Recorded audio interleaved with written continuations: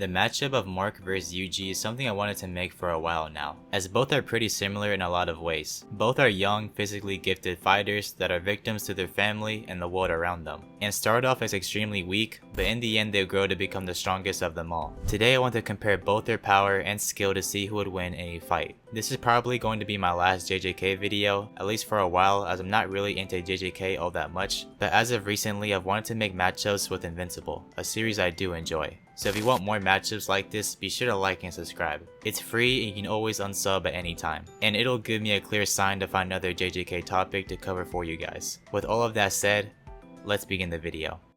I'll start off with Yuji because to me he's a lot more simple to scale. At worst, he will scale above attacks such as Ryu's Granite Blast and Mechamaru's Cannon, both of which have calculations between town to city ranges. And as well there is Jogo's Meteor and Sukuna's Fire Arrow that also have city level calcs, making it evident for Yuji to scale at worst city level. And that's pretty much as far as attack power goes. I don't really see Yuji or any character that isn't Gojo or Sukuna scaling above that, unless you were to say characters scale to their domains, which I don't think is a meta people even use anymore. But if that were the case, then yes, Yuji would scale above city level. Dagon was able to create an island inside his domain, and with this logic Dagon would be island level, which Yuji scales far above. There is also planetary metas like Yuki's Black Hole and Sukuna's World Ending Statement, but neither of them are really consistent with the story, and even if they were, Yuji doesn't scale anywhere close to a full power Sukuna or Yuki's Black Hole. When it comes to speed, he's been shown to dodge bullets and Choso's Piercing Blood, both being able to travel at the speed of sound. And since Yuji is now a top tier in JJK,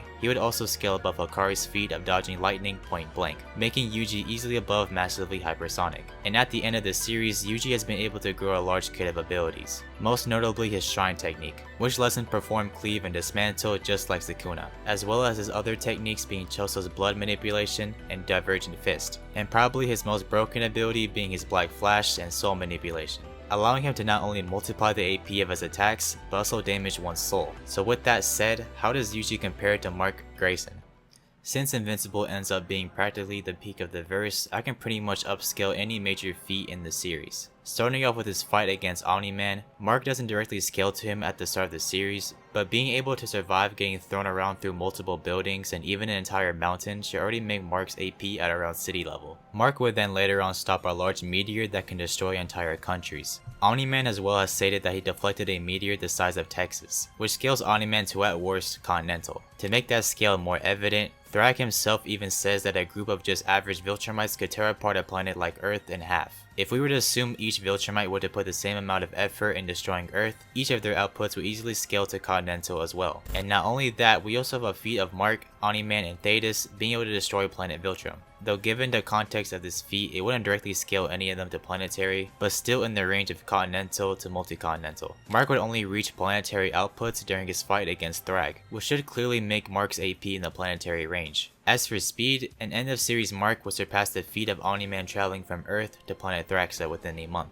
which is said to be a couple galaxies away from each other. The calculation for this travel would scale Omni-Man to MFTL+, and thus making Mark MFTL+ as well. And aside from just flight, Mark doesn't really possess any notable abilities. He is mainly just raw stats and combative skill. But now, with both Yuji and Mark's skills created, how do these two conflict with each other? When it comes down to it, Yuji does legitimately have the win cons to end this fight. Mark can't do anything against soul-based attacks, and a single Black Flash will be enough to easily just evaporate his soul. But unfortunately, in raw stats, Yuji doesn't even stand a chance. Even if I were to ignore all inconsistencies and say Yuji is faster than light, that still makes no difference. He still doesn't have the speed to even perceive Mark's movements. The only way I see Yuji winning is if Mark fights in character, meaning he fights Yuji the same way he fights anyone, where he doesn't go all out in the beginning. If Yuji can take advantage of that and pop a Black Flash, then yeah, maybe Yuji can win. But considering the speed gap, the movement of that attack will probably be so slow that Mark could just flick Yuji's head off before the attack even lands. So I gave all my win cons. If Yuji were to magically find an opening on Mark, then Yuji could win. But in any realistic scenario, Mark is no different Yuji. But that's all I have for this video. Again, if you want more JJK content or versus battles in general, be sure to like and subscribe. It motivates me to make more videos for you guys. With all of that said, thank you for watching.